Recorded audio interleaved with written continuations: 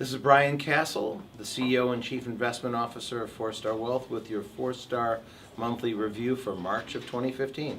This past month, the Treasury yields for the first time rose in a number of months, while economic growth showed mixed numbers in numbers of different categories, which of course means that bond prices declined for the month as interest rates rose. The stock markets in February rose as the U.S. markets continued their trend of being the number one asset class out of the major asset classes that we track. Non-U.S. stocks, however, did turn up for the month.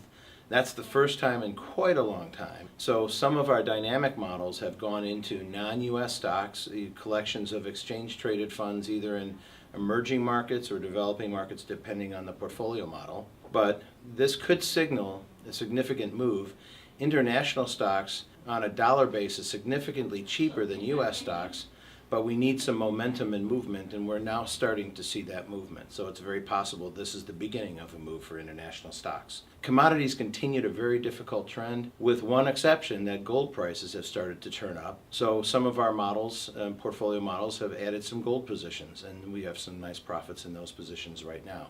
So those are the things that happen in the markets for the month of February. Turning to the economy for February as we enter the March season, the U.S. added 212,000 jobs at the first report. That was versus an estimate of 219,000 jobs. And again, by contrast, if we were to normalize the growth numbers of jobs in the 1980s recovery, we would need to be above 400,000 per month to equal the kind of recovery we had in the 1980s. So we're recovering, but the recovery in jobs is still slow. Gas prices are half what they were a year ago, and that is adding to consumer spending. Some of that savings is coming out in consumer spending, and that's been a positive for consumer spending. According to the Atlanta Federal Reserve and economist John Robertson, the Obamacare effect, which has an effect on part-time versus full-time, is having an effect on the economy, meaning that part-time jobs are up 2.9 million in this recovery, but full-time jobs are actually down 2.2 million. So the net jobs number is positive, but all the net growth is in the part-time area. So we're developing, they call this the Obamacare effect. This is a part-time job economy. Economic growth in the fourth quarter was revised down to 2.2%. The initial estimate was 2.6. So we're seeing the numbers kind of come through. The growth was strong, but not as strong as folks had hoped, and certainly not above the 3% target that the Federal Reserve has. The long-term commentary that I wanted to make for this month is a new report came out that the world is awash in debt.